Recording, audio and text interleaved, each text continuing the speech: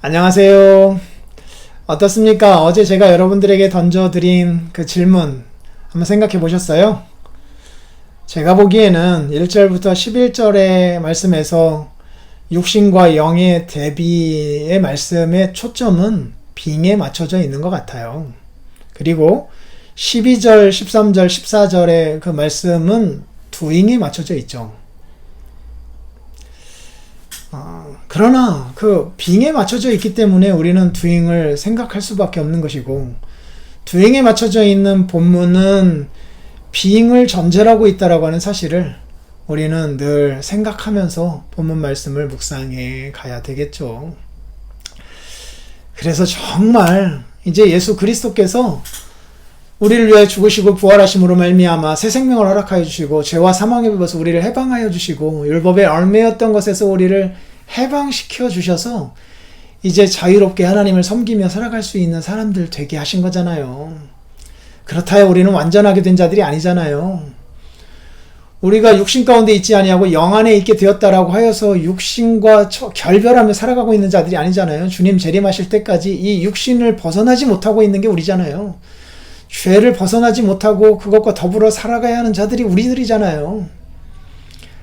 그럼에도 불구하고 우리는 이 성경의 말씀을 좀 무게 있게 받아들일 필요가 있는 것 같아요. 육신을 따르지 아니하고 그 영을 따라 행하는 우리에게 율법의 요구가 이루어지게 하시려고 율법이 육신으로 말미암아 연약하여 할 수 없었던 그것을 하나님이 해내셨는데 무엇으로요? 그 자기 아들을 죄 있는 육신의 모양으로 보내 육신의 죄를 정하여서 십자가에서 그 죄를 다 도말하심으로 이제 비로소 우리가 육신 가운데 있지 아니하고 영을 따라 살아가는 사람이 되게 하여 주셨다라고 하는 사실이요.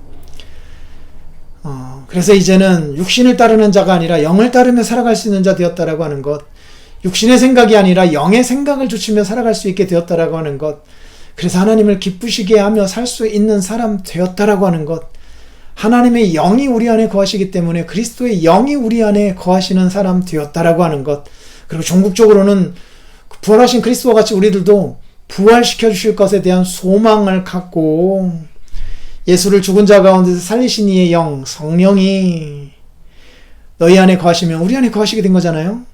그리스도 예수를 죽은 자 가운데서 살리시니 아버지께서 예수님을 살리셨던 것처럼 너희 안에 거하시는 그의 영으로 말미암아 성령으로 말미암아 너희 죽을 몸도 살려내실 것이다 라고 하는 이 확신을 붙들고 그러한 소망과 확신을 갖고 살아갈 때에 doing에 대한 태도가 달라진다라는 거예요.